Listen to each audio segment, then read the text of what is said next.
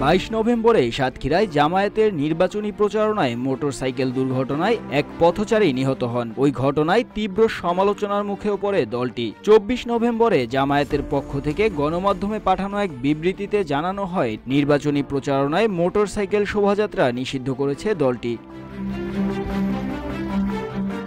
গণমাধ্যমে পাঠানো এক বার্তায় দলটির সেক্রেটারি জেনারেল অধ্যাপক মিয়া গোলাম পারোয়ার জানান, নির্বাচনী এলাকায় মোটরসাইকেল র্যালি বা শোভাযাত্রা করতে গিয়ে একাধিক দুর্ঘটনা ঘটেছে।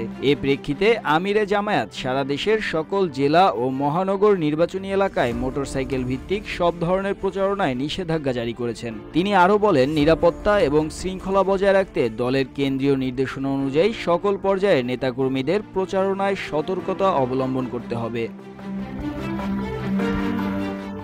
নির্বাচন এলে নানা জমকালো প্রচারণায় মাতেন রাজনৈতিক দলগুলোর প্রার্থীরা। ছাদখোলা গাড়িতে দাঁড়িয়ে ভোটারদের দৃষ্টি আকর্ষণ করেন প্রার্থী এবং তার সাথে থাকে বড়সড় মোটরসাইকেলের বহর। এ ধরনের প্রচারণায় ভোটারদের মনে সাড়া ফেলার চেষ্টা করেন তারা। তবে মাঝে মধ্যেই ঘটে যায় দুর্ঘটনা, এমনকি জনভোগান্তির ঘটনাও কম নয়।